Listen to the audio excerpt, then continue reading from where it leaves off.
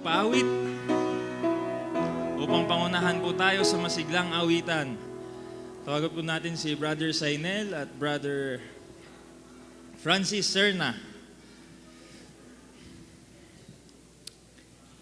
Amen. Magandang hapon po sa ating lahat. Tayo po lahat ay tumayo at pasimulan po natin Amen. ang ating pong panambahan ngayong hapon sa awitan po, masiglang awitan. Amen po. At before tayo po maawitin yung glory to His name, tayo po muna ay magkamayan. Amen. Na may ngiti sa ating labi. Tayo po, bilang mga Kristiyano, tayo po ay masaya because ang ginawa ni Kristo sa krus ng Kalbaryo na kung saan binigyan po tayo ng kaligtasan at pag-asa po sa ating buhay. Amen. Kaya awitin po natin, ligaya ng buhay. Po, magkamayan po tayo. Kumikot po tayo. Kamustahin po natin ang mga kapatid.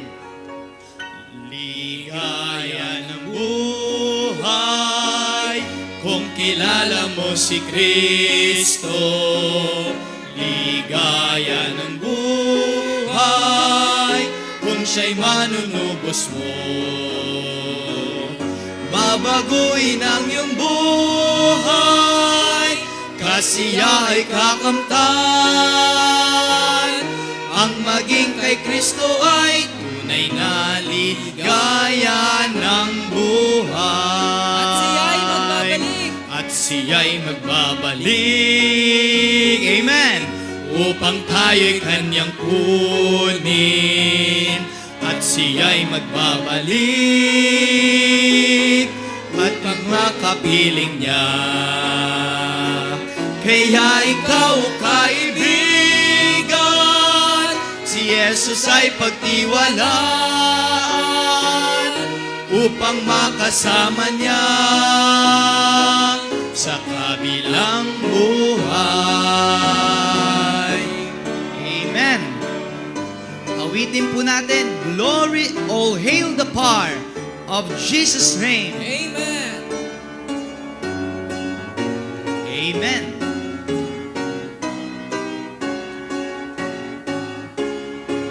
Sing, all hail the power of Jesus' name. Let angels prostrate fall. Bring forth the royal diadem and crown Him Lord of all.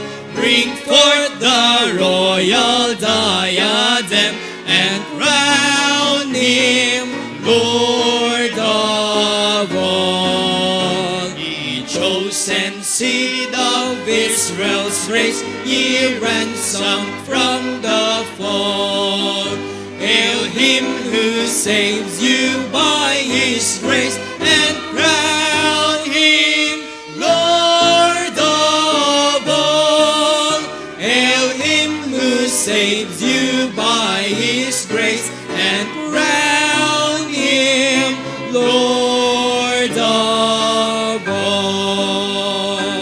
Let every kindred, every tribe on this terrestrial ball to Him all majesty ascribe and crown Him Lord of all.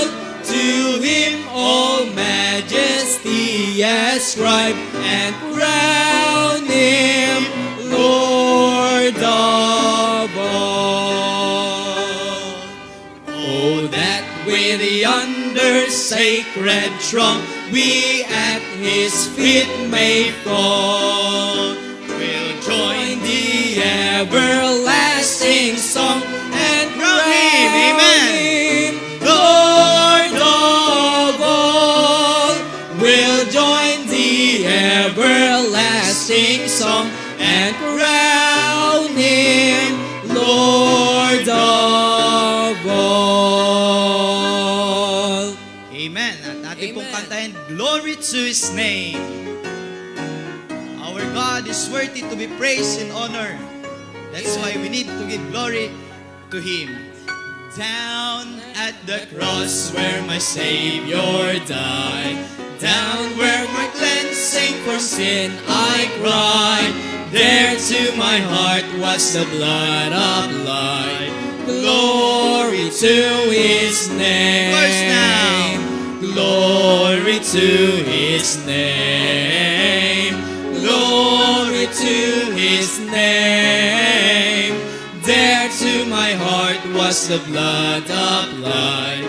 Glory to His name. Second verse now. I am so wondrously saved from sin. Jesus so sweetly abides within. There at the cross where He took me in. Glory to His name. Amen. Glory to His name. Glory to His name. There to my heart was the blood applied. Glory to His name. Oh, precious fountain, the saved from sin. I am so glad I have entered in. There Jesus saves me and keeps me clean. Glory to His name. Glory to His name. Glory to His name. There to my heart was the blood applied. Glory to His name. Come to this fountain so rich and sweet. Amen. Cast thy poor soul at the Savior's feet. Launch Him today and be made complete. Glory to His name. Glory to His name. Glory to His name. There to my heart was the blood applied.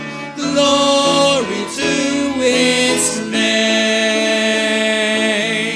Amen. Amen. Iwitin po natin, Christ arose. Kaya po sabi ng Bible, O death, where is your sting? O grave, where is your victory? Because our Lord Jesus Christ ay napagtagumpayan niya po ang kamatayan. Amen. Amen.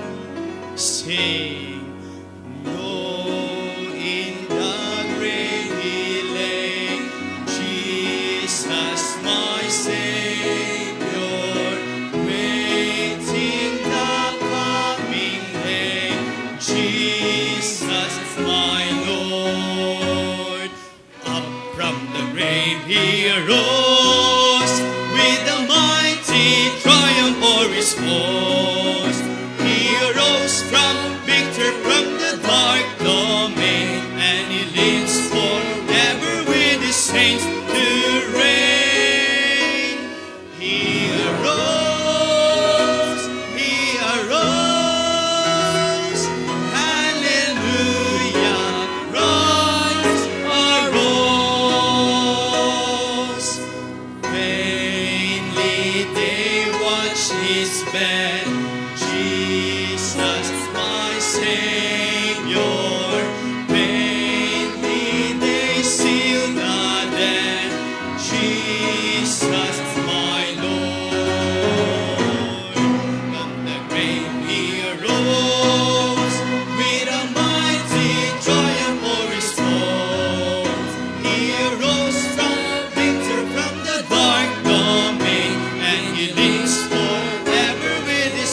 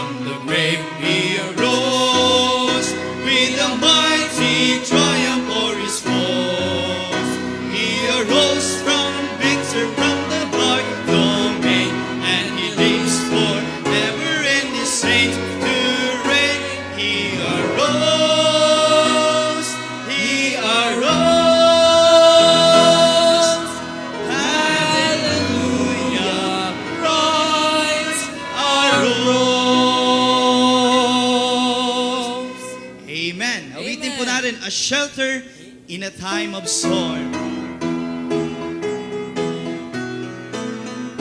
Amen. Sing. The Lord's our rock, in Him we hide, a shelter in the time of storm. Secure whatever I'll betide, a shelter in the time of storm. Oh, Jesus is the rock in a weary land, a weary land, a weary land. Oh, Jesus is the rock in a weary land, a shelter in the time of storm. All the ladies now. A shade by day defense. Amen. Sing on, ladies.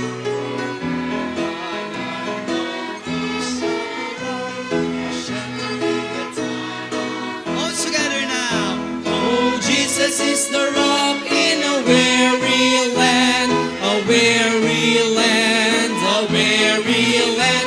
Oh, Jesus is the rock in a weary land, a shelter in the time of storm. Oh, the man. The raging storms may round us beat, a shelter in the time of storm. We'll never leave our safe retreat, a shelter in the time of storm. All together now. Oh, Jesus is the rock, our refuge dear, a shelter in a weary land. Oh, Jesus is the rock in a weary land, a shelter in the time of storm. Oh, rock divine, oh, refuge dear, a shelter in the time of storm. Be thou our helper ever near, a shelter in the time of storm. Verse now. Oh, Jesus is the rock in a weary land, a weary land, a weary land. Oh, Jesus is the rock in a weary land, a shelter in the time of storm.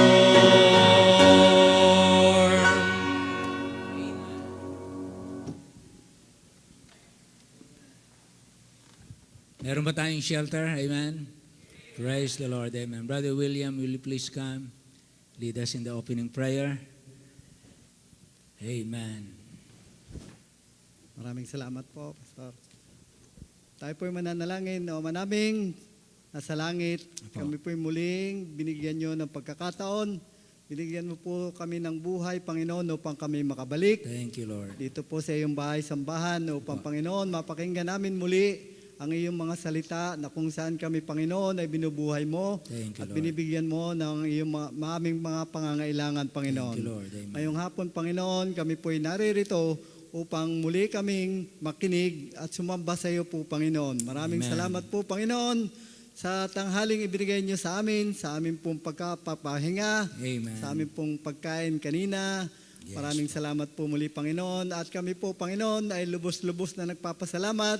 At ngayon pong hapon, Panginoon, kami po'y hinihintay po namin, Panginoon, ang muli ninyong pagbibigay sa amin ng biyaya Amen. Thank ng you, iyo pong mga salita upang kami po ay humayo sa iyong kagustuhan po, Panginoon. Thank you, Lord. Panginoon, naririto po kami sa iyong harapan upang magpasalamat at itinataas po namin, Panginoon, ang iyong pangalan sa lahat ng pagkakataon, lalong-lalo na po pagka kami po ay iyong binubuhay at binibigyan ng mga biyaya, Panginoon. Maraming salamat muli, Panginoon, Amen. sa hapong ito. At muli, tinataas namin sa tanging pangalan ng aming Almighty God, the Lord Jesus Savior, ang aming Amen. pong kahilingan ngayong hapon, Panginoon. Amen. Amen. Amen. Amen.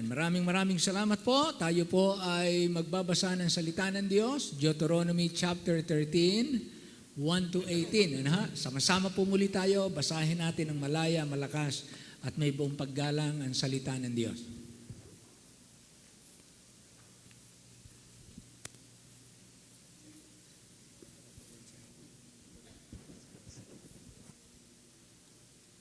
Ating pong salitang basahin Deuteronomy chapter 13, verses 1 to 17, and then on verse 18, sabay-sabay po tayo. Kung may bumangon sa gitna mo na isang manghuhula o isang mapanaginipin ng mga panaginip at kanyang bigyan ka ng isang tanda o kababalaghan,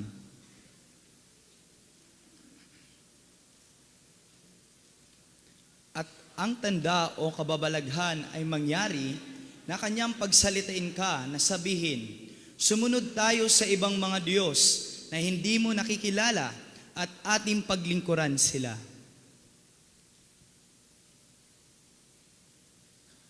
ay huwag mong didinggin ang mga salita na manghuhulang yaon o ng mapanaginiping yaon ng mga mapanaginip, sapagkat sinusubok kayo ng Panginoon ninyong Diyos upang malaman kung iniibig ninyo ang Panginoon ninyong Diyos ng inyong buong puso at ng inyong buong kaluluwa.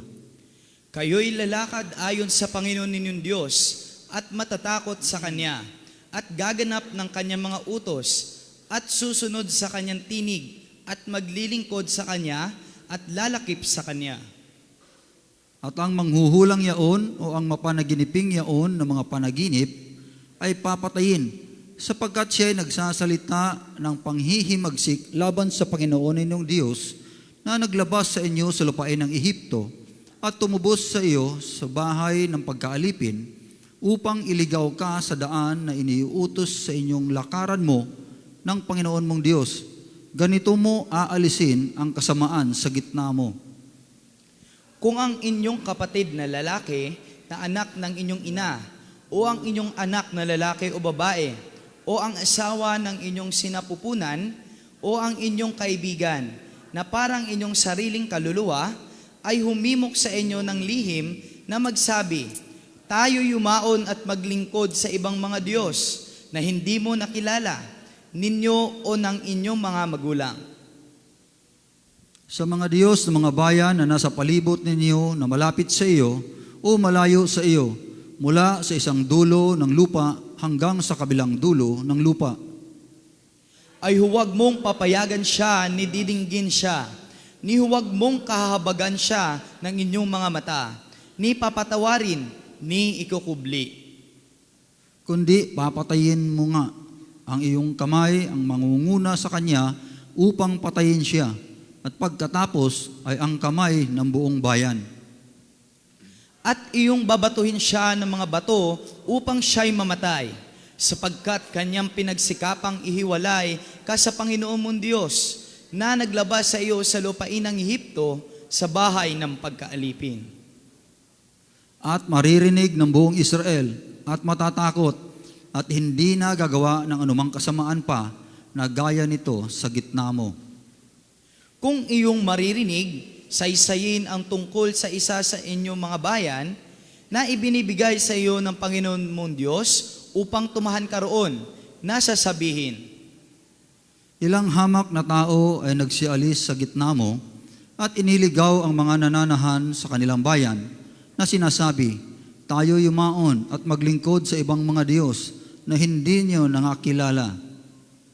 ay iyong ang sisiyasatin at uusisain at itatanong na mainam at narito kung magkatotoo at ang bagay ay tunay na nagawa sa gitna mo ang gayong karumaldumal.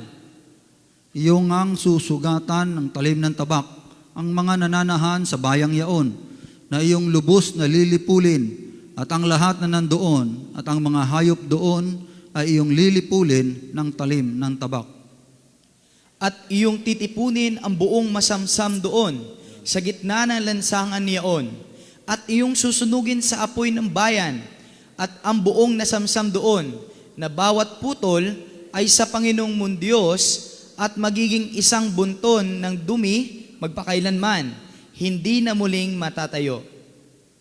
At huwag kang magsasagi ng bagay na itinalaga sa iyong kamay, upang talikdan ng Panginoon ang kabagsikan ng kanyang galit at pagpapakitaan kaniya ng kaawaan at mahabag sa iyo at paramihin ka na gaya ng isinumpa niya sa iyong mga magulang. Sabay-sabay po tayo. Pagka iyong didinggin ang tinig ng Panginoon mong Diyos na iyong gaganapin ang lahat ng kanyang mga utos na aking iniuutos sa iyo sa araw na ito, na iyong gagawin ang matuwid sa paningin ng Panginoon mong Diyos. Purihin po ang Panginoon sa pagkabasa po ng kanyang salita. Maaari na po tayo maupo.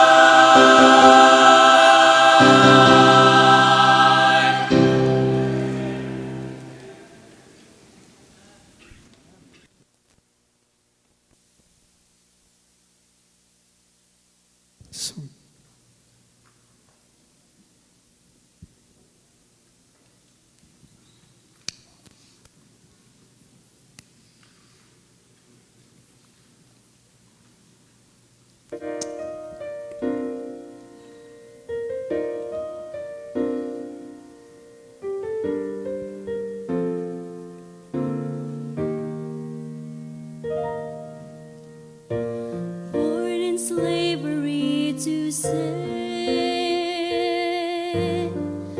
content to live apart from God, unaware of praise and unaware of truth, confined to labor on this earth. But a miracle occurred. The Son of God became a man. The blood that stained his cross brought us peace with God and fulfilled the Father's loving plan. My sin has been nailed to the cross of my Savior, where Satan has no power, for God has displayed his undeserved favor. He's taken my sin And he has nailed it to the cross.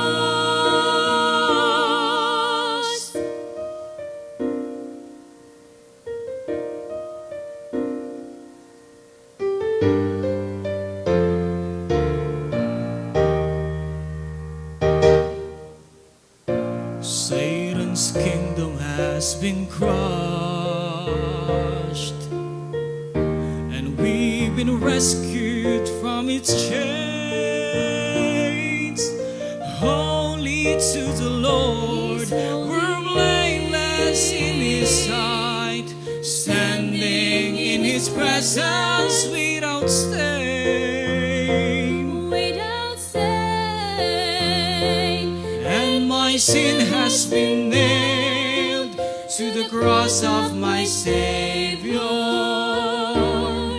where Satan has no power, for God has displayed his undeserved favor. He's taken my sin and he has nailed it to the cross. Even through the suffering and shame, Christ bore all my sins alone, dying in my place. He completed grace, and my sin has been nailed to the cross of my Savior, where Satan has no power, for God has displayed his undeserved favor. He's taken my sin. has nailed it to the My sin has been nailed to the cross of my Savior, where Satan has no power, for God has displayed his undeserved favor. He's taken my sin. He has taken my sin, He has taken my sin. and he has nailed it to the cross, and nailed it to the cross.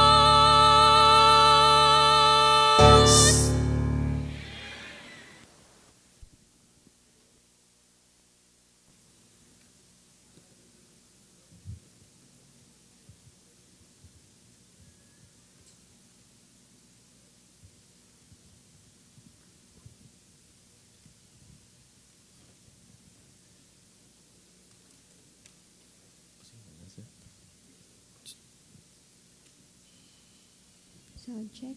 Sound.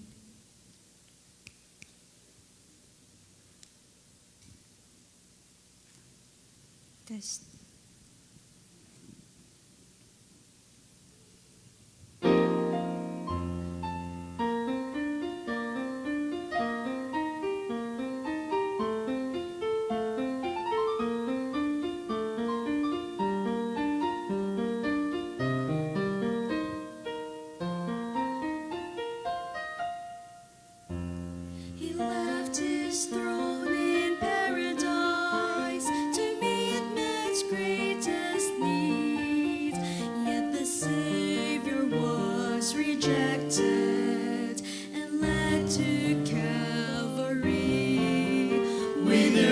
eyes they saw, with their ears they heard, but their hearts could not believe. That a simple man, A carpenter could be the King of Kings.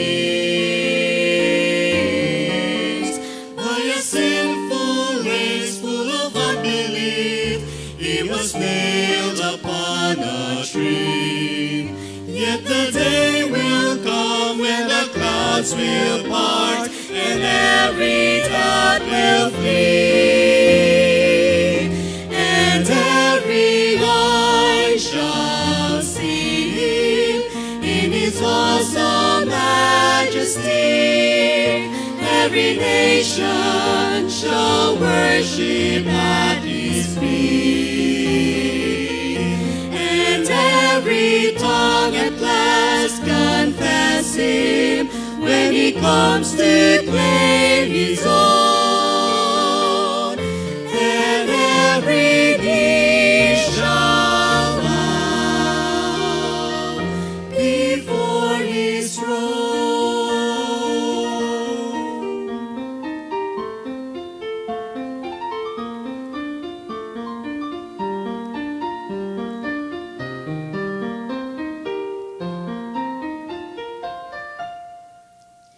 still today the world rejoices and mocks his precious name. But the day is quickly coming when evil will not reign.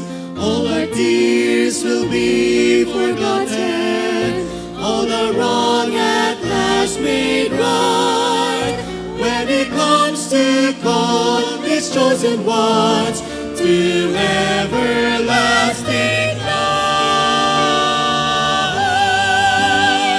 The trump will sound, the dead be raised, the truth will be made known. Every eye will see, every ear will hear, when we kneel before his throne. And every eye shall see him in his awesome majesty. Every nation shall worship at his feet, and every tongue at last confess him when he comes to claim his own, and every knee shall bow, every tongue confess, and every knee shall bow before his throne.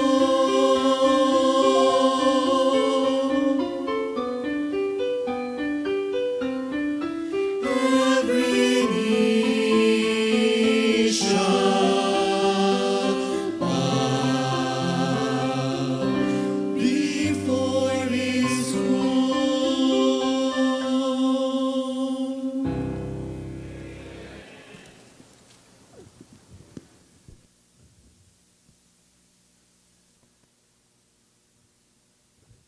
Amen. Wow. Kapag ka lahat na po ay lumuhod at sumunod sa ating Panginoon, ay talagang doon natin mararanasan ang pinakamagandang buhay dito sa lupa at sa langit man. That's the key, the Lordship of Christ. Amen. Tayo po tumayong lahat. Buksan po natin ating Bible sa Psalm chapter 84. Psalm chapter 84, verses 11 and 12.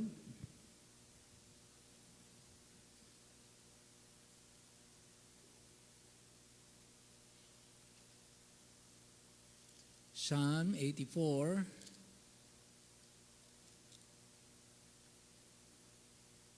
(11 and 12).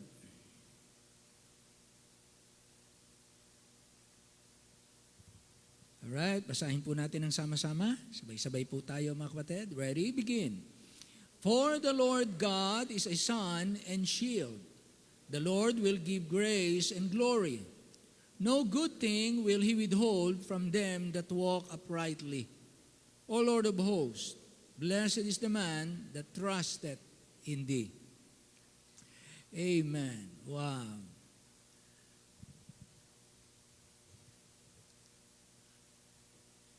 How to be a better me.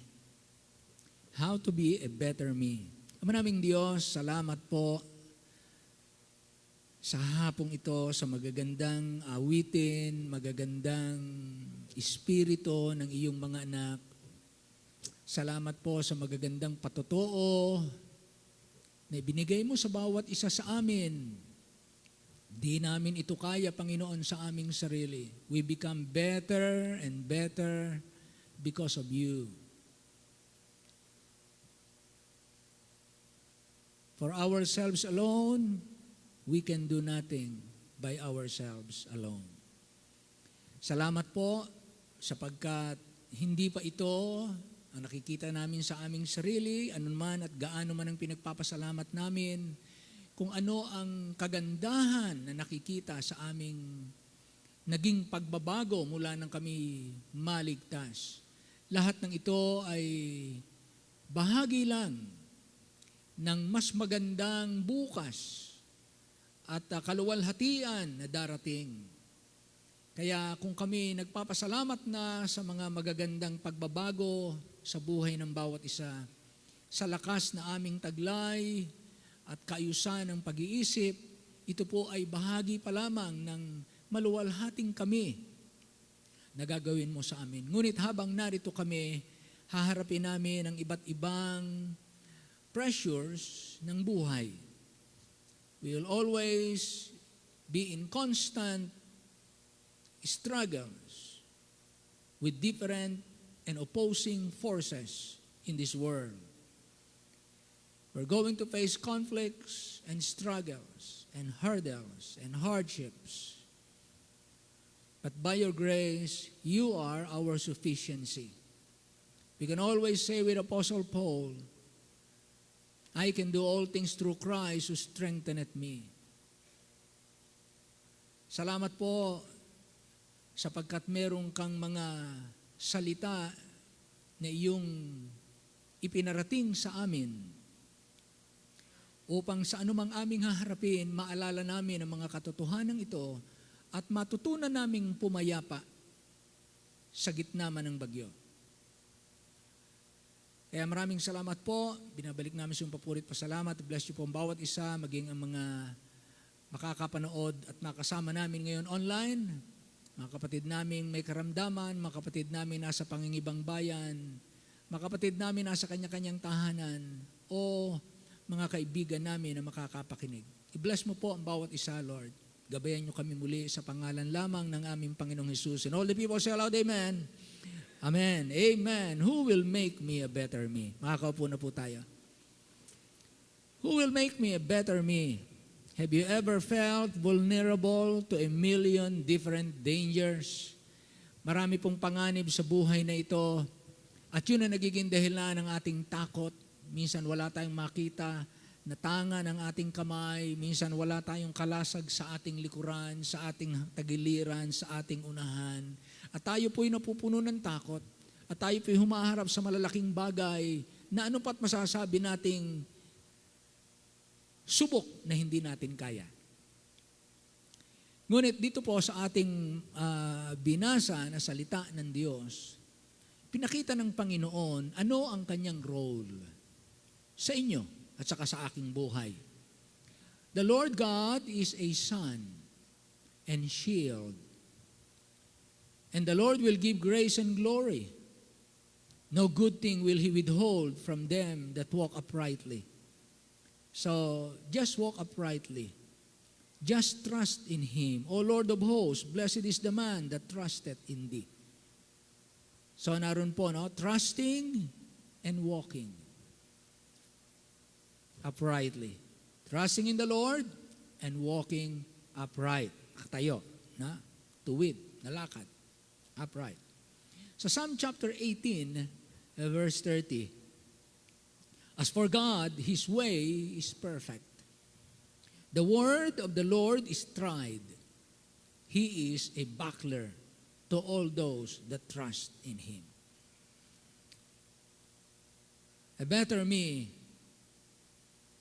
will positively affect my worship of God, my service of God, my membership to the church. Habang ako po ay nag-i-improve, ito po'y makakaapekto sa ating pagsamba, sa ating pamumuhay, sa pagiging miyembro ng ating iglesia, sa pagiging taong may taglay na talino at kakayanan. Makakaapekto to sa mga pagkakataon, sa mga opportunities, sa ating mga kawalan o kaya sa ating mga hanap buhay, sa ating marriage. The more you become better, the more favor you will have. And it affects your success. It affects your Bible reading, your prayer life,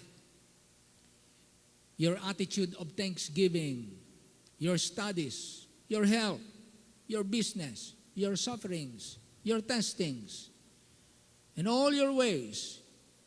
Even you can affect other people and your future. Whatever is set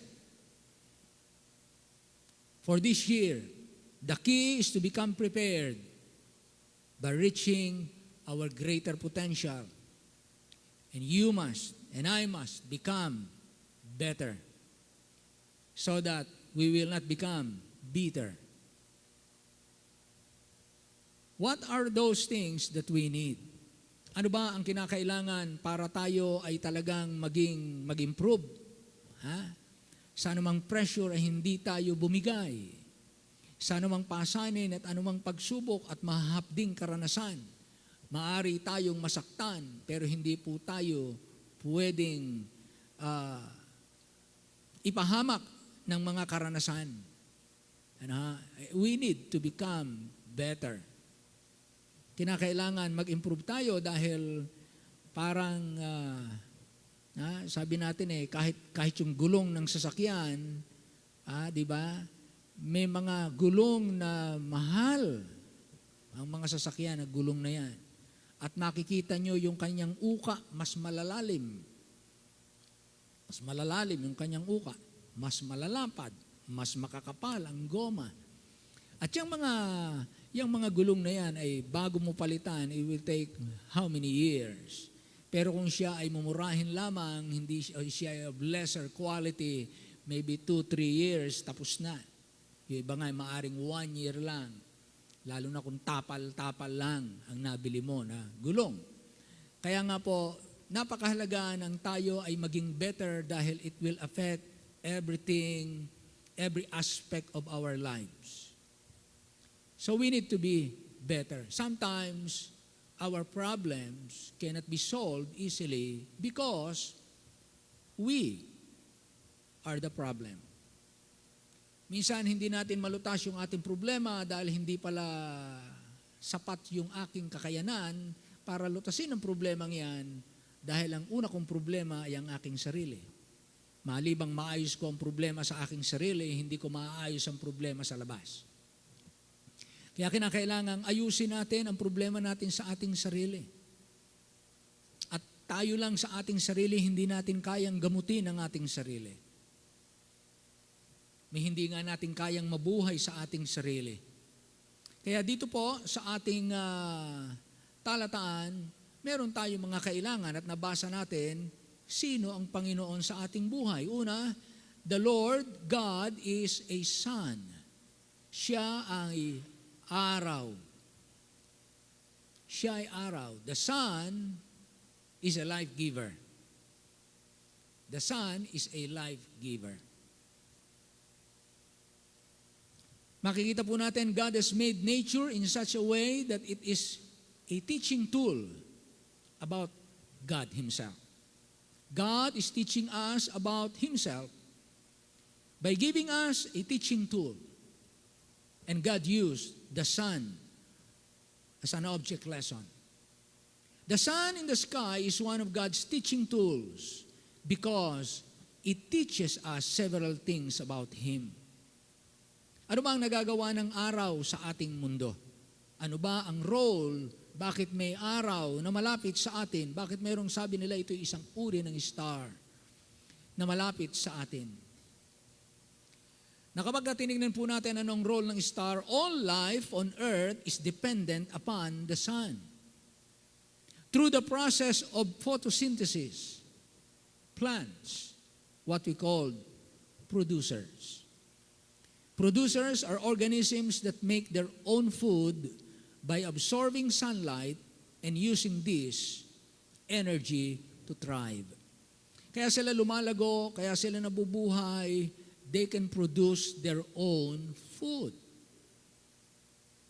These plants feed several other life forms, which feed several other life forms, what we call consumers.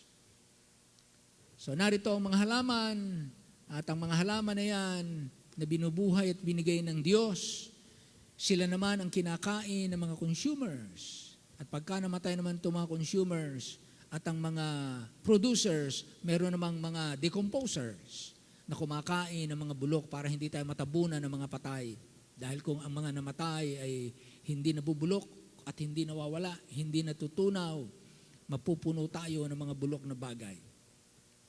Kaya maliwanag na maliwanag po, just as the light from the sun gives light and life to everything on earth, so it is that God gives light and life to everything through His being and through His nature.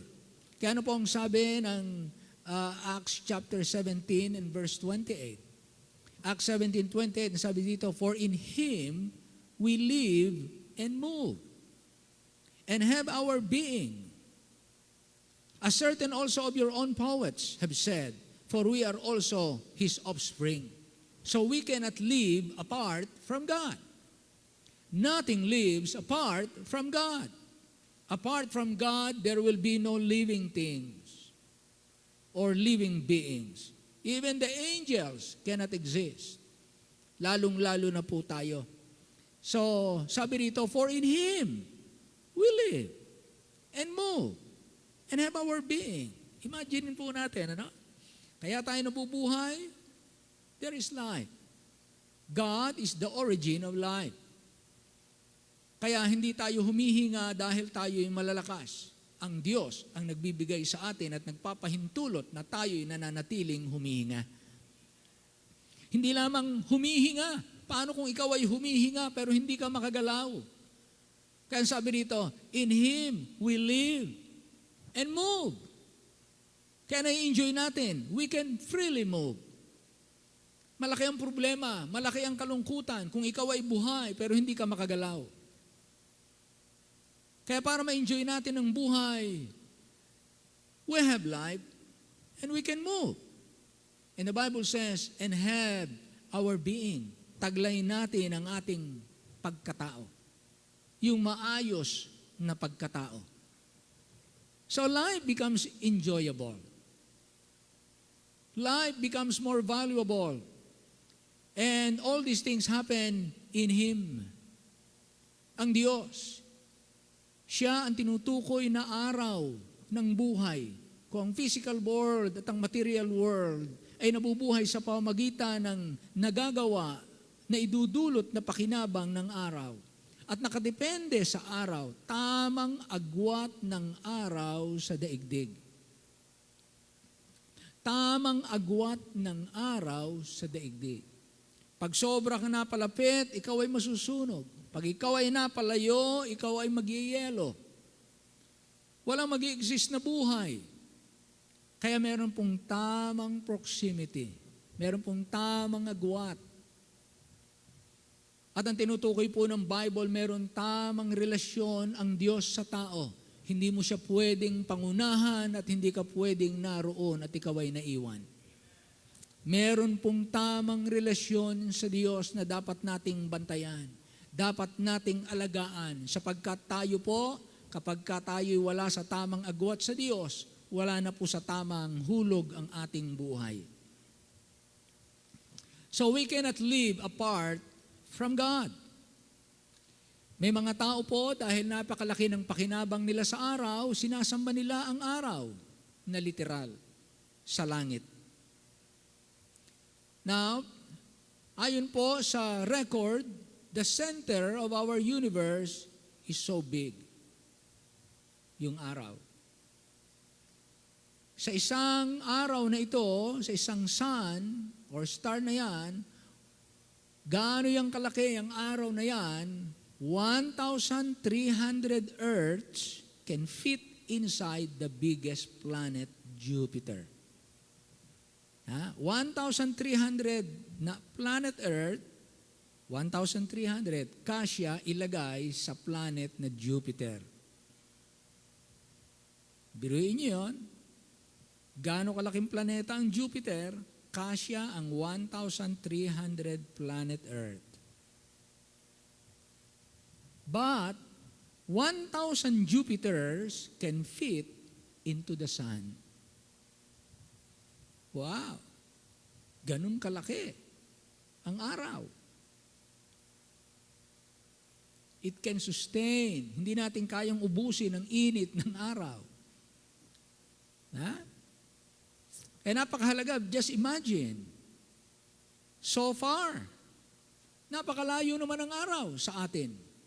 Kung ating susukatin, ayon po sa tala, it's around 150 million kilometers from the earth.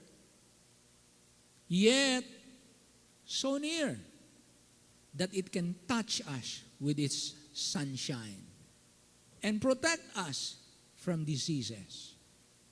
Napakalayo niya, 150 million miles. And yet, magmula sa kanyang malayong kalagayan na hindi natin kayang i-travel, magmula sa malayo niyang kalagayan, abot niya tayo. Abot niya tayo. Siya ang source of life. At kaya niya tayong protektahan. Kaya napakahalaga po ng pagbibilad sa araw dahil ito yung nagpo-produce ng vitamin D. Vitamin D is sometimes called the sunshine vitamin because it produced in your skin in response to sunlight.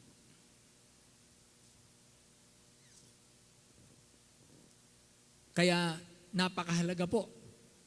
Dahil kung wala ang vitamin D sa ating katawan, magkakaroon po tayo ng multiple sclerosis na tinatawag. Mawawalan ka ng lakas, hindi ka makakagalaw, mahihirapan kang mabuhay, hanggang ikaw ay mamatay. Napakahalaga po ng sun. Kaya ang sabi po ng mga awit, God is a sun. Siya ay araw. Kung paano natin nakikita ang halaga ng araw sa literal, sa physical world, ganun din naman lalo, hindi natin kayang sukatin gaano ang pakinabang ng lahat ng nilikha na kaya niyang abutin, kaya niyang tugunan ang lahat. So mga kapatid, kung bakit buhay ka ngayon, buhay tayo ngayon, dahil ng ating Diyos. You can only become better and better. I can only become better. I can be a better me. You can be a better you. Because God is still giving you life. God is sustaining your existence. Kaunti lang ang mga araw na natitira sa atin. Kapag kabibilangin ninyo ang ating mga taong, kaya sabi ng Bible, teach us to number our days. Tulungan nyo kami, turuan nyo kami na bilangin namin ang aming mga araw so that we may apply our hearts unto wisdom. Para kami maging matalino kung paano namin gagamitin ang aming buhay. Kung ang Diyos ang nagbibigay ng buhay sa atin, Siya ang pwedeng magpaiksi, Siya rin ang pwedeng magdugtong. Naalala natin si King Hezekiah, di ba? Sabi ng Panginoon, hari, sabihin mo, propeta, sabihin mo dun sa hari, ayusin niya na ang kanyang sambahayan, mamamatay na siya. Umiyak yung hari, humarap sa pader, at nagsabi siya, Panginoon, kung maaari, bigyan niyo pa ako ng 15 taon, alalahanin niyo po yung aking pagtatapat sa iyo. Sabi ng Panginoon, prophet, bumalik ka. Sabihin mo sa hari, bibigyan ko pa siya ng 15 taon. Kaya ng Diyos putulin. Kaya niyang pahabain. Kaya nung una, ang buhay ng tao umaabot ng halos 1,000 years old. And what is 1,000 years old? Pagka natapos, wala rin. Wala rin. Para ding 100 years old lang. Ha? Pag natapos na yung 1,000, tapos na rin. Parang kahapon din lang. Yung 100, pag natapos, wala rin. Parang kahapon din lang. Kaya nga hindi tayo masasatisfy, ang ibinibigay ng ating Panginoon ay buhay na walang hanggan. Kaya nagpapasalamat po tayo, yan ang kanyang pangako. Yun ang kanyang ibinibigay. Yun ang ipinakikita niya. You don't have to guess what is in eternity. You don't have to make a supposition. God already revealed in His Word that there is an eternal life because there is an eternal God. Kaya niya tayong bigyan ng buhay na walang hanggan. Siya ang ating buhay. Mabubuhay ka dahil niya. At mabubuhay tayo para sa Kanya. Yun ang napakaganda. Kaya Lord, salamat po sa buhay na aming tinataglay. Araw-araw, maya't maya, kahit ikaw ay may sakit, kahit ka may problema, as long na buhay ka pa, meron kang ipagpapasalamat na ibinigay ng Diyos, ang kanyang palad ay nakabukas pa sa iyo. Amen? Wow! Huwag po tayong mabuhay sa maraming reklamo, sa maraming wala sa atin o maraming kahirapan. Maraming bagay ng kahirapan natin hindi bunga ng tayo pinarusahan ng Diyos, kundi dahil hindi natin ginawa yung tama na sinabi ng Diyos. Minsan yun lang naman ang kinakailangan nating i-recover. Gawin lang natin yung mga bagay-bagay. Napakahalaga po nung I will become a better me. Dahil anumang meron ako, kaunti o marami, if I am less than what I ought to be, then no matter how much, no matter how little, what I have in my hand, what I have in my pocket, what you have in the bank, no matter how much, it doesn't make you better. It will always give you something to complain about. Laging meron kang dahilan para mag-alinlangan, matakot, ma-stress. Samantalang kung ikaw ay nakatingin sa Diyos, at sa Kanya ka nakatiwala, sa Kanya ka umaasa, ano man ang mangyari, lindol, baha, bagyo, gera, kidlat, ahas, ano man yan, ligaw na bala, ligaw na pana sa gabi, ano man yan, dahil ang Diyos ang nagbibigay ng buhay, walang pwedeng kumuha ng buhay mo na hindi ipinahintulot ng Diyos. Kapag ganun po ang ating kapanatagan, mga minamahal, hindi kayo dapat matakot. Ang ating pagtanda ay isang mabait na paraan ng Diyos ng ating pagpunta sa mas magandang lugar. Kaya hindi tayo dapat panghinaan ng loob kapag tayo umiidad na, paghandaan natin na maging maganda ang ating exit. Katunayan, kahit naman tayo matakot, hindi naman natin maaalis ang kamatayan. Darating at darating ang kamatayan. Yung mga tao ay namatay ng takot na takot, ang pangit tuloy tignan. Naku, ba't ganito ang mukha nito? Namatay ng takot na takot kasi. Nakakunot noo. Nakalubog ang pisngi. Nakangiwi.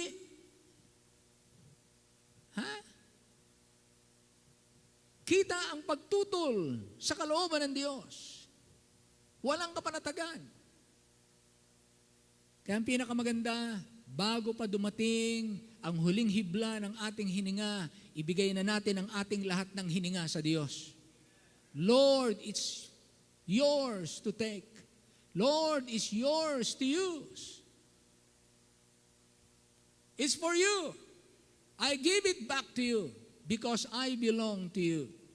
My life is not mine, not even a second. Wala po akong pag-aari, lahat ay hiram. Bukas makalawa ay babawiin. Pero habang naririto, ang sabi ng Panginoon, i-enjoy mo ang buhay mo dito sa lupa. So habang narito po kayo, habang narito ako, i-enjoy natin ang buhay. Na paano natin ma-enjoy ang buhay? Huwag kang lumihis na landas. Mas mahaba ang enjoyment ng buhay pag hindi ka lumihis na landas. Pag lumihis ka, marami diyang makakasalubong mong mga kahihiyan. Maraming makakasalubong ka diyang pagpatak ng mapapait na luha ng pagsisisi. Hahabulin ka ng iyong konsyensya. Hindi mo mabubura ang mga bagay ng maruming nakaraan. Hindi mo may improve ang bukas. Masisira ang ngayon at hindi ka magiging handa sa bukas. Kaya nagpapasalamat po tayo mga kapatid na ipinakita sa atin dito na God is the Son. He is the source of life para makapag-produce. Para tayo makapagparami. Anumang napaparami nyo na maganda, yan ay bigay ng Diyos sa atin. Pangalawa, anong sabi diyan? The Lord is a shield. Ayun, no? For the Lord God is a sun and shield.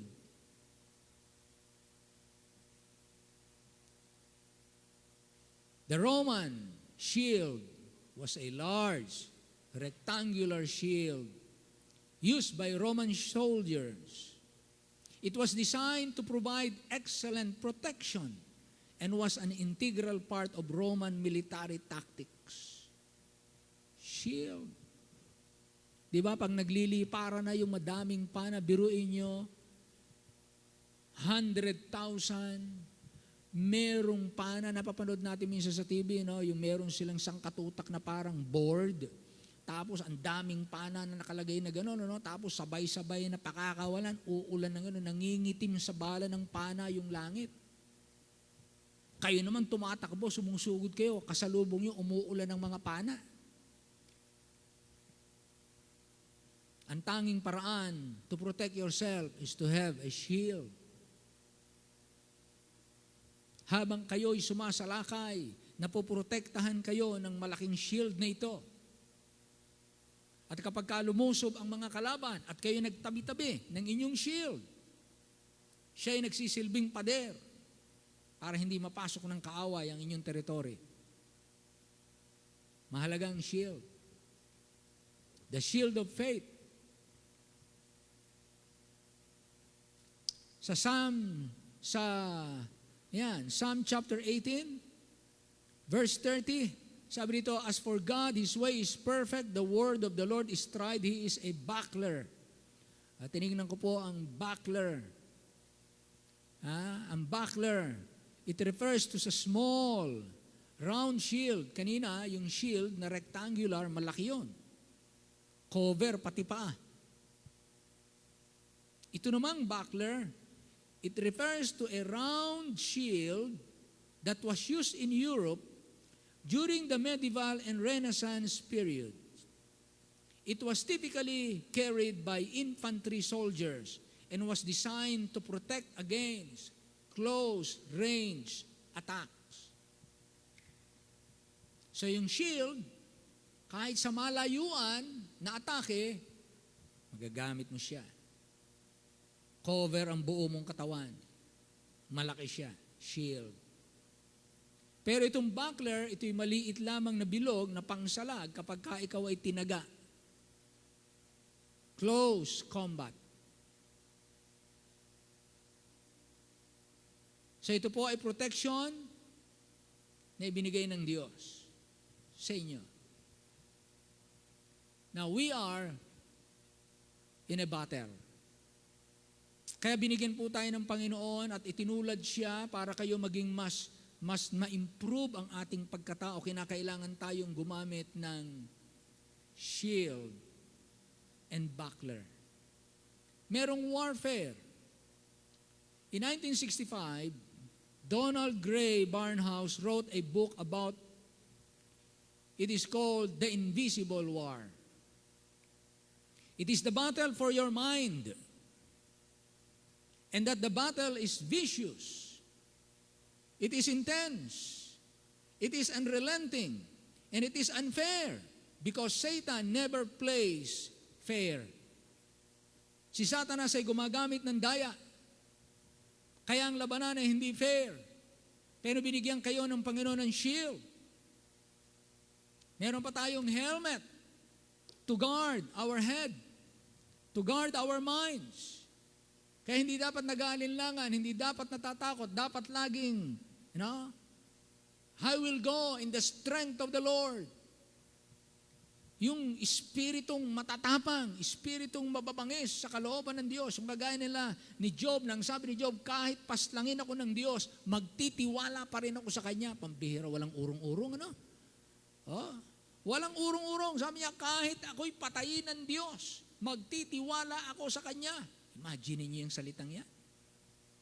Yung iba, hindi pa pinapatay, di ba tayo? Minsan, hindi pa tayo pinapatay. Nako, iba na ang takbo ng ating isip, iba na ang ating pananalita, iba na ang ating pag-uugali, iba na ang ating pagtrato sa kapwa, iba na ang tingin natin sa mga pangyayari. Hindi pa tayo pinapatay. Pero ang sabi ni Job, kahit ako patayin ng Diyos, magtitiwala pa rin ako sa Kanya. Meron siyang shield. Sinasalag niya yung mga suligi, yung mga pana ng pag-aalinlangan. Papanain kita, pag-aalinlanganin kita. Pag tinamaan tayo sa isip ng alinlangan, hindi ka na magiging ganong kalakas. Hindi ka na nagiging ganong katatag. Hindi ka na nagiging ganong kapursigido. Bakit po? Natamnan ng pag-aalinlangan. Salamat na lamang, marami tayong pagkakataon na hindi tayo nag-aalinlangan. Pero sa mga panahon na tayo po'y nag-aalinlangan, yun po yung time bumabagal ang ating lakad. Bumabagal ang ating paglilingkod. Bumibigat yung ating pasan, na hindi naman dapat sana ganun kabigat, pero bumibigat hindi dahil ganun nga kabigat, kundi dahil ng attitude. Para din paghuhugas ng pinggan. Ang maghuhugas ng pinggan ay magaang na bagay, madaling bagay, pero kapag ang attitude ng pinaghuhugas mo ng pinggan ay hindi tama, yung madali ay nagiging mahirap. Yung sa iba ay ready sila na kanilang gawin ng masaya, pero sa kanya ay ginagawa ng meron siyang maraming sali-salita at reklamo. Why? The attitude. Pinana ni Satanas sa isip. Ito ang bala ng pagrereklamo. Pag tama rito, reklamo siya ngayon. Akala mo lamang nagrereklamo ka, yung pala, yung isipan mo, tinira na ni Satanas. Ganyan si Satanas eh. Kahit minsan wala ka namang sakit, tingin mo tuloy, ang dami mong sakit. Bakit? Dilikhan ka ni Satanas ng takot. Papanain kita ng takot. Malayo eh. Malayo si Satanas, hindi mo kita, papanain ka niyan. Pagka hindi mo dala-dala yung iyong shield, pag hindi mo dala-dala, suot-suot yung iyong helmet, pag tama niyan sa'yo, ano bagat bigla ka magkakaroon ng takot? Takot na hindi mo malaman kung saan galing, bakit ka natatakot, kahit ikaw ay pangaralan, kahit ikaw ay aliwin, kahit ikaw ay tabihan, kahit samahan ka ng marami, yung takot na sa loob. Yung pala nakabaon yung pana ni Satanas. Kaya mahalaga mga kapatid na meron tayong shield. Gamitin natin ang ating pananampalataya. Panghahawakan nyo, basta ito ang sabi ng Panginoon. Ganon. Minsan natatakot tayo. Sabi ng Panginoon, ito ang aking pangako sa iyo. Hindi kita iiwanan, hindi kita pababayaan. Instead na ikaw ay magpunta kung kani-kanino at magsumbong ka at para kang nagpapanik, pumanatag ka, mag-relax ka, gawin mo yung tama na dapat mong gampanan, magpatuloy ka, ilagay mo sa Panginoon ang lahat. At ang Diyos ang bahala sa iyo. Kaya Kanyang protektahan. Kaya Kanyang buhayin. Tama ba? Amen? Kaya tayo ng Diyos buhayin. Kahit na sabihin mong tambak ang doktor na nandiyan, lahat natawagin mo na lahat ng magagaling na doktor. Ibigay mo na lahat ng magagaling na gamot. Pag nagtikom ang Diyos ng kanyang palad, tapos. Kahit yan balutin mo ng pera, wala. Wala. Pero kahit magtulong-tulong, sabi nga ni David, 1,000 sa aking kanan, 1,000 sa aking kaliwa, pare-pareho mabubuwal, hindi sila makakalapit sa akin. Walang makakapanagumpay sa iyo, sabi niya kay Joshua. Walang tatayo sa harapan mo na magtatagumpay. Dahil ako ay isa sa iyo. Ganyan ang pangako ng Panginoon. No? Yun, paghahawakan natin yun. Pag pinanghawakan mo yun, magsisilbi yung kalasag o shield. Ganon. Malungkot po, masakit na mga karanasan. Pagka kayo may mga karanasang malungkot, masakit, papatak ang inyong luha, parang ayaw mong humarap sa mga tao, gusto mo lang magkulong sa kwarto, natural na maramdaman yon. Pero hindi ka dapat pagharian ng ganong pakiramdam. Hindi ka dapat pagharian at alipinin ng ganong karanasan. Dahil meron kang shield, sasalagin mo yun. Ha? Sasalagin ninyo, learn how to use the shield of faith. Pag-aralan ninyo, sabi nga ni David, tinuruan mo ang aking kamay kung paano makikipagdigma. Use your Bible. Yun ang picture. Isang kawal na marunong makipagdigma. Yun po ang paggamit ng salita ng Diyos.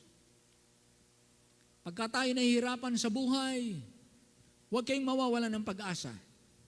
Pagka wala kayong maakay na kaluluwa, huwag kayong ma-offend. Pag tinanggihan kayo ng tao, huwag kayong panghihinaan. Ayoko nang sumama. Ilang ulit na ako nang imbita, walang sumama. Ilang ulit na ako nag-share, walang tumanggap. Ilang ulit na akong humarap sa tao, pero ang daming tanong, hindi ko masagot. Ayoko na.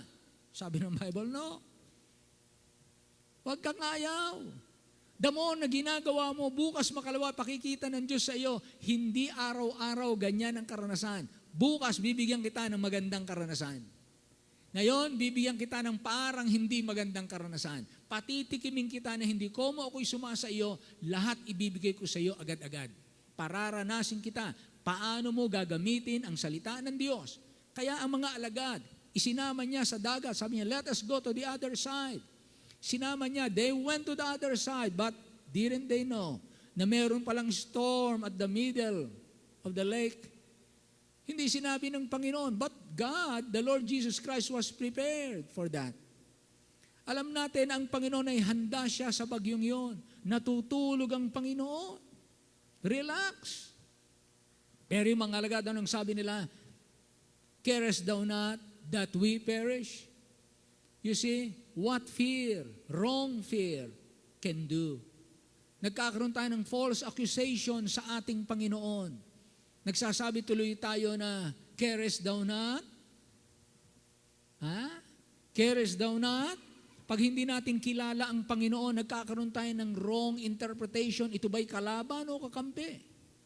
Naalala niyo si Joshua? Joshua ba yun? No? Or si Gideon? I think si Joshua, na isang araw may nakita siyang angel na nakabunot yung kanyang sword. Ha? Sabi niya, are you with us or for us? Ano? Are you against us or are you for us? Sabi ng angel sa kanya, I am the Lord of hosts. I am not on your side. The question is, are you on my side? I am the Lord of hosts. The winning side is my side, not your side. So be on my side if you want to be on the winning side. Kaya ganun po mga kapatid, sa digmaan ng buhay, sabi ng Panginoon, you can become better if I will be your son and if I will be your shield in your life. I will be a son in your life and I will be a shield and a buckler in your life. Then anong sabi niya? The Lord will give grace and glory. The Lord will give grace and glory. Dito po nakita ko, the Lord will give grace and glory. The Lord is your blessor. He's not just a son, a shield, and a buckler. He is also your blessor. The Lord will give. He's the giver. He's the bestower of grace and glory. A blessor is the one who performs the act of blessing. Now, grace and glory is joined by God in this verse. He is the giver of grace and glory. I will give you grace. and I will give you glory. What God had joined together, let no man put asunder. Pinagsama ng Diyos, grace and glory. Hindi ka pwedeng magkaroon ng glory without the grace of God. Hindi ka rin naman pwedeng binigyan ka ng grace of God, you cannot receive glory. At pareho itong ibinibigay ng Diyos. Magkasama lagi ito sa buhay ng Kristiyano, grace and glory. Kaya hindi natin ito dapat paghiwalin. Wala tayong dapat ipaghimutok sa buhay kapag ka ang biyaya ng Diyos sumaatin. Tuloy-tuloy ka lang. Pag ang biyaya ng Diyos sumasa iyo, magpapatuloy ka, maguwawagi ka, at magiging maluwalhati ang wakas ng iyong buhay. Grace and glory is given by God. He is not selling them. He is not throwing them. He is not wasting them.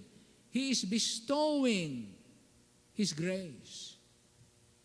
Kaya ang biyaya at ang kaluwalhatian ay bigay ng Diyos. Hindi natin ito kayang bilihin, hindi natin kayang suhulan ng Diyos, pero siya ay merong mapagbiyayang kalooban para ikaw ay bigyan ng tulong, bigyan ka ng favor, bigyan ka ng assistance, bigyan ka ng provision, bigyan ka ng lakas, bigyan ka ng tagumpay. God's grace first before we can have glory. Without His grace, there will be no glory for any of us. Kaya mahalaga po yung biyaya na tayo nagmamakaawa sa trono ng biyaya ng Diyos. Napakaganda po na makita natin na tayo'y naroon sa Kanyang presensya, na tanging ang pag-asa natin ay ang biyaya o tulong mula sa Kanyang kagandahan ng kalooban. Tulong hindi dahil ako'y karapat-dapat tulungan. Tulong hindi dahil ikaw ay may utang na loob sa akin at ako'y maniningil para ikaw ngayon naman ang tumulong sa akin dahil isang araw ako ang nakatulong sa iyo ng malaki. Hindi po. Ang biyaya ng Diyos ay pure. Wala kang magagawa. Hindi ka karapat-dapat. Pero ikaw ay tutulungan ko mula sa aking kagandahang loob. Lumalapit tayo na may pagpapakumbaba. At anong sabi ng Bible sa James chapter 4, verses 6 to 8? But He giveth grace. Wherefore He saith, God resisted the proud, but giveth grace unto the humble. Wow, ayun pala ang sikreto. Ang sikreto pala ng biyaya ng Diyos ay naroon sa mga taong marunong magpakababa sa harap ng Diyos. Oh, mga kapatid, let's operate on that procedure. Sabi ng Panginoon ay kung magpapakumbaba ka, ang biyaya ko sa iyo. Yun yung sinasabi rito eh. He giveth more grace. Pambihira. Hindi lamang bibigyan kanya ng grace. Ang sabi dito, He giveth. Patuloy kang bibigyan. Paulit-ulit kang bibigyan ng higit na biyaya. Kaya nga sinasabi niya, aking tinatanggihan ang mga mapagmataas. Ngunit aking binibigyan ng biyaya ang mga nagpapakababa. Submit yourselves therefore to God. Submit. Put yourself under His authority. Resist the devil. Say no to the devil. And he will flee from you. Patuloy ka magsabi ng no. Kahit iniaalok niya na, inaaraw-araw ka niya, sabi mo, no. Lord, help me. Tulungan mo ko, Panginoon. Hindi ko ito kaya. Bibigay ako, hindi ko kaya, Lord. Tulungan mo ko. Please, strengthen me. Lalo kang magmakaawa. Ang sabi ng Bible, habang nagpapakumbaba ka, bibiyayaan kita. At ang dulo ng iyong pagpapakababa, itataas kita. God giveth grace to the humble. Submit yourselves therefore to God. Resist the devil and he will flee from you. So the devil is after you. He will not flee from you if you will not resist him. If you will just cry and have self-pity in yourselves, he will not flee. The Bible says, resist. That's the attitude. Kaya kapag tayo po'y bombarded ng mga no? Bagay ng kamunduhan, bagay ng laman, bagay ng mga kasalanan, bagay ng karumihan, bombarded tayo, hindi tayo, kabi-kabila, andyan ang dating dito, may dating dito, may dating dyan, may dating dito sa likod. Ano? Bombarded ka. Wala kang ibang pupuntahan kundi ang Panginoon. Sabi ng Bible, say no to them. Resist. Keep on resisting. Don't give up. Parang pinagtatanggol mo yung isang lugar, di ba? Sa gera, gano'n, ano? Huwag kayong aalis dyan. Ipagtanggol nyo yung lugar na yan. Kahit gaano may darating na tulong, basta huwag kayong aalis dyan. Naku, pambihira. Pinagtatatamaan na yung mga kasamahan. Nagbabagsakan na yung mga kapatiran niya. Mga kapwa sundalo niya, nagbabagsakan na sa kanan, may bumabagsak sa kaliwa, may nadinig kang nawala sa ministry, nawala sa ganito, namatay kung kailan, na ganito. Ang tanong, magpapatuloy ka ba? May mga namatay na mga mahihirap, may namatay na mga malulungkot, may namatay na punong-puno ng kabigatan. Ang tanong, magpapatuloy ka ba? Hindi po celebrity ang maging pastor. Hindi sa lahat ng panahon maganda ang katayuan. Minsan hindi nyo alam kung ano ang laban na hinaharap ng pastor. Pero dahil ng inyong mga panalangin, hindi nyo rin naman alam paano lumalakas yung inyong pastor o ang mga pastor ng mga simbahan. Dahil may mga kapatid, mga miyembro, magulang, tatay, nanay, kabataan na sila'y lihim or hayag na nananalangin para sa mga pastor at mga kapatiran. Minsan hindi nyo alam kung sino-sino pa yung nananalangin sa inyo. Minsan kailangan naghahanap tayo ng mapagbibigyan ng ating prayer request. Pero sabi ng Bible, kung makita kitang nagpapakumbaba, titiyakin ko sa iyo, bibigyan kita ng higit na biyaya. Magpasakop ka sa akin. Tanggihan mo ang dyablo at tatakas siya sa iyo. Draw nigh to God. He will draw nigh to you. Lumapit ka sa Kanya. Ilapit mo ang sarili mo. Ilalapit ng Diyos yung sarili niya sa iyo. Wow! Magiging magkalapit lalo kayo. Draw nigh to God. Yun po ang gagawin natin sa labanan. Lalo kang maging malapit sa Diyos. Kapag ikaw ay sugatan, lalo kang maging malapit sa Diyos. Pag ikaw ay nakakadamang nag-iisa, walang makaunawa sa iyo, yung tampo, yung sama ng loob mo sa iyo, kinikim-kim mo, ayaw mo nang sabihin sa mga mahal mo sa buhay dahil baka lalo lang madagdagan yung iyong kargo. Kanino mo sasabihin? Sa Panginoon. Nagpapakalakas ka, pinipilit mong kayanin. Dahil umaasa ka sa lakas na ibinibigay ng Diyos. Bukas makalawa, hinahanap mo yung pasan mo, parang wala ka ng pasan. Inalis ng Diyos yung iyong pasanin. Ay, mabuti ang Panginoon. You will be excited, mga kapatid. Kapag ka naranasan natin kung ano ang biyaya ng Diyos, you will be excited. Maya-maya napakatindi ng labanan. Parang gusto mong sumabog. Parang gusto mong mag-incredible hook. Parang gusto mong maging ikaw. At lumabas yung masamang ikaw. Pero habang nararamdaman mo na parang sasabog yung iyong, laman. Parang ikaw ay mag-incredible hook at magmumukha ka na rin halimaw. Ilalabas mo na rin yung matutulis mong kuko at matutulis mong ngipin at sangasangang dila. Gusto mo na rin gamitin. Submit to God. That's the secret to win the battle. Submit to God. Lalo kang yumupyup, lalo kang lumuhod, lalo kang magmakawa, lalo kang magsumamo, Lord, help me. Pambihira. Alam niyo po, pagka ganyan ang inyong karanasan sa battle, you will become stronger after that battle. Kaya mga sundalo na mga Pilipino, kaya minsan malalakas ang loob lumaban sa gera sapagkat ilan na ang karanasan ng mga Pilipinong sila'y sumabak sa gera kesa dun sa mga bansa na hindi pa nakaranas na sumabak sa gera. Kaya sinasabi nila, ang China marami pero walang karanasan yan sa gera. Iba ang lakas ng loob ng mga taong may karanasan sa gera. Nakita natin ng Israel, napakaliit na bansa, pero napakalakas ng loob umatake. Napakalakas ng loob na lumaban. Pero napakaliit na bansa. Bakit po? Mayroon silang karanasan. Alam nila kung paano ang biyaya ng Diyos. Draw nigh to God and He will draw nigh to you. Cleanse your hands. Siyempre, this hand is used for work. It speaks of work. It speaks of service. Kung tayo merong ginagawa, kung tayo may ginagawang paglilingkod, maging malinis ang ating mga kamay. Cleanse your hands, ye sinners, and purify your hearts. Hindi lamang sa panlabas, kundi sa panloob, sa ating kalooban, at sa ating kaisipan. Huwag kang magkaroon ng dalawang opinyon. Susunod ba ako sa Diyos o hindi? Tutugon ba ako sa panawagan o hindi? Ibibigay ko ba ang aking buhay o hindi? Ako ba'y magsusuko para maging misyonero o mangangaral o hindi? Cleanse your hands, ye sinners. Purify your hearts, ye double-minded.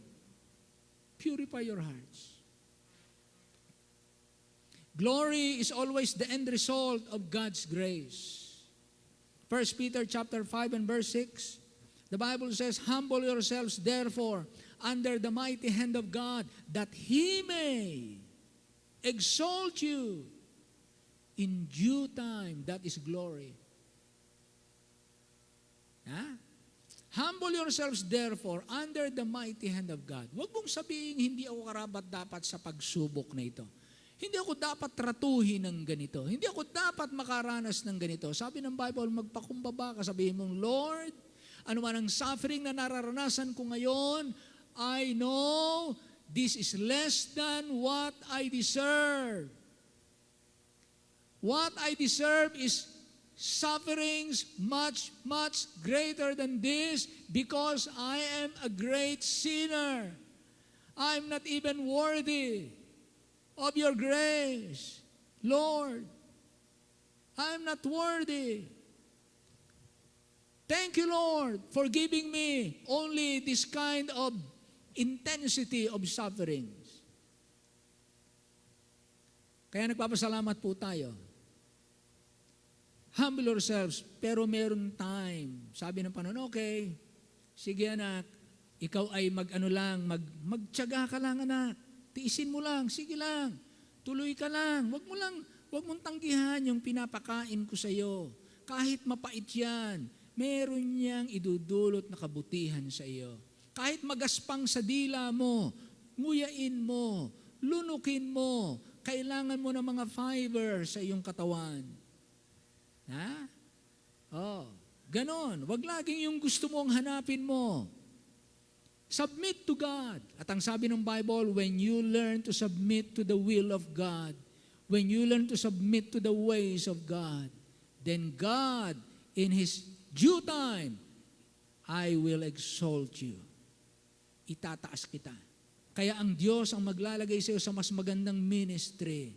Ilalagay ka ng Diyos sa mas malaking pagkitiwala sa iyo. Palalawakin niya ang iyong territorial influence. Patataasin niya ang iyong kalagayan. You will minister and you will face great men, not just the ordinary men. Iaangat kayo ng Diyos. Yun ang pangako niya rito. He will exalt you in due time. Kaya alam niyo po, may mga oras na nasasayang sa ating buhay. May mga opportunities na nasasayang sa ating buhay. Iniaalok ng Diyos, binubuksan niya ang pinto, iniaabot niya ang kanyang kamay. Kulang na lang nguyain ng Diyos at isubo sa atin. Minsan hindi natin makita ang pamamaraan ng Diyos. Sa iba tayo nakatingin. Nakatingin tayo sa bakod ng iba, parang greener pasture on the other side. Sabi ng Bible, you are mistaken. Wala pong pinakamabuting magpastol ng ating buhay kundi ang ating Panginoon. Say amen. Walang pinakamabuting magpastol ng buhay ko kundi si Kristo. Walang pinakamabuting gumabay ng ating buhay kundi ang Espiritu ng Diyos. Sabi niya, follow me and I will make you fishers of men. Kaya isang palatandaan mga kapatid ng sumusunod ang buhay sa Panginoon, hindi mawawala sa Kanya ang pagmamalasakit na mag-akay ng kaluluwa. Madali ninyong ma-identify ang inyong sarili. If you are not a faithful follower of Christ, you don't care for souls. Because Christ came to give His life a ransom for many. He came to save. 1 Timothy chapter 1 verse 15. This is a faithful saying and worthy of all acceptation that Christ Jesus came into the world to save sinners. Kaya the more na tayo nagiging Christ-like, nagkakaroon tayo ng Christ-like passion, Christ-like compassion, Christ-like attitude, Christ-like concern. That's God's grace. Tutulungan ka ng Diyos para maging ikaw ay maging better than yourself. Dahil mapapalitan ng gusto mo, mapapalitan ng gusto ng Diyos sa buhay mo. So grace fits into all present needs. Glory fits into all future needs. Pero narito po ang psalmist, ginamit niya yung termino sa figurative form. Ang grace ay magkailangan natin ng tulong. Ang biyaya ay kapag kailangan mo ng tulong. Yung glory, yun po ang iyong tagumpay. Nangangailangan ka ng tulong, tutulungan kita. At ako rin ang magbibigay ng tagumpay sa iyo. Mga minamahal, sino nagsabi sa inyo na hindi kayo pwedeng maging leader? Meron ba sa inyo na sino ba hindi ka pwedeng maging leader? Meron ba sa inyo ang tingin nyo sa inyong sarili, hindi ka pwedeng maging leader? Who told you you cannot overcome? You cannot become an overcomer. Talunan ka na lang, mananatili kang mahirap, mamamatay ka ng mahirap. No! You can overcome ang kahirapan. You can overcome ang lack of education. You can overcome. You can become a better version of yourself. Sino nagsabi hindi ka pwedeng magtagumpay? Huwag kayong maniniwala sa mga taong hindi pwede yan sa'yo. Hindi mo yan kaya. Hindi yan para sa'yo. You do not have what it takes.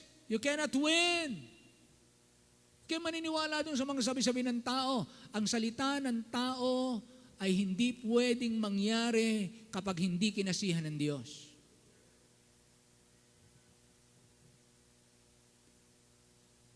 Pero pagka kinasihan ng Diyos, kahit ang maliit ninyong pagsisikap, dadalhin kayo sa malayo at sa mataas.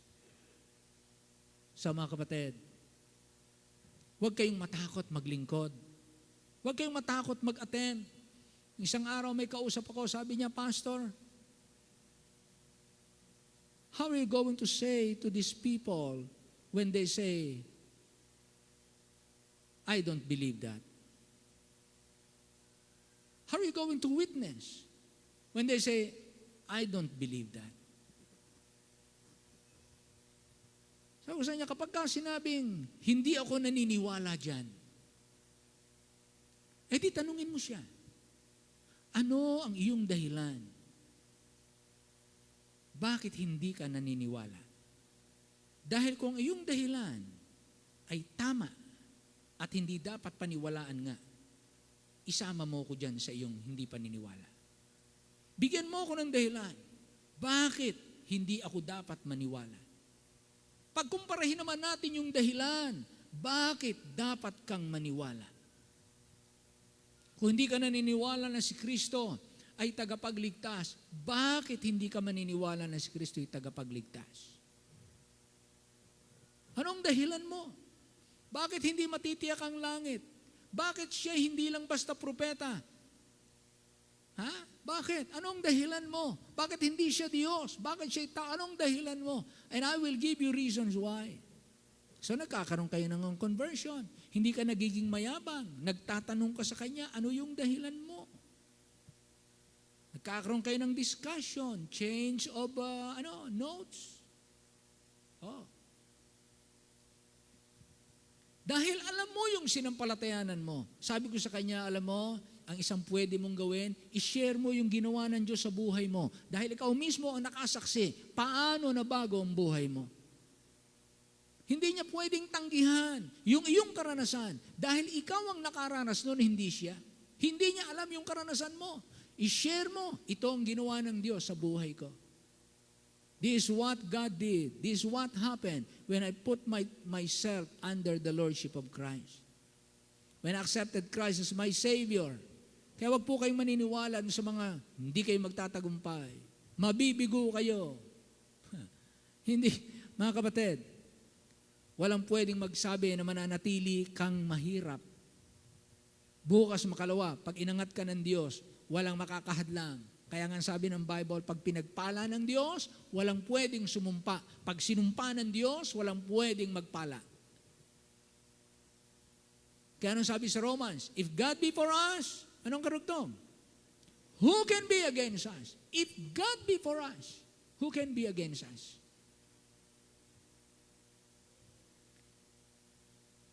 Kapag sinabi ng taong wala ng pag-asa, di ba, nangyayari yan eh. Wala ng pag-asa. Wala na. Yan na. Wala nang magagawa. Ginawa na namin ang lahat. Wala nang magagawa.